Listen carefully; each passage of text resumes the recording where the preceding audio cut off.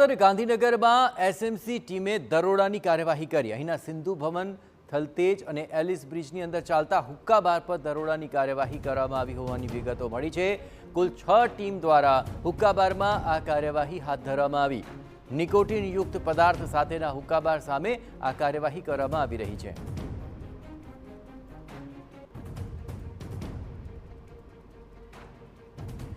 હુક્કા બારની જાણ થઈ અને તેમાં નિકોટિન યુક્ત પદાર્થોનો ઉપયોગ થતો હોવાની પણ બાતમી મળી હતી અને તેને લઈને અલગ અલગ 6 ટીમ બનાવીને આ કાર્યવાહી હાથ ધરવામાં આવી છે। આપણે જણાવીએ કે નિકોટિન યુક્ત પદાર્થનું સેવન કરવું ગેરકાયદે છે અને આવા જ નિકોટિન યુક્ત પદાર્થ સાથે હુક્કા બાર ચાલી રહ્યા હોવાની વિગતો મળી હતી, જેને લઈને અમદાવાદ અને ગાંધીનગરમાં એસએમસીની ટીમ 6 જેટલી ટીમો બનાવીને ત્યાં દરોડાની કાર્યવાહી કરી છે। આ કાર્યવાહી દરમિયાન હવે શું હાથ લાગ્યું છે તે જોવું મહત્વપૂર્ણ બની રહેશે, પરંતુ હાલ તો 6 ટીમ આ કાર્યવાહીમાં જોડાય છે।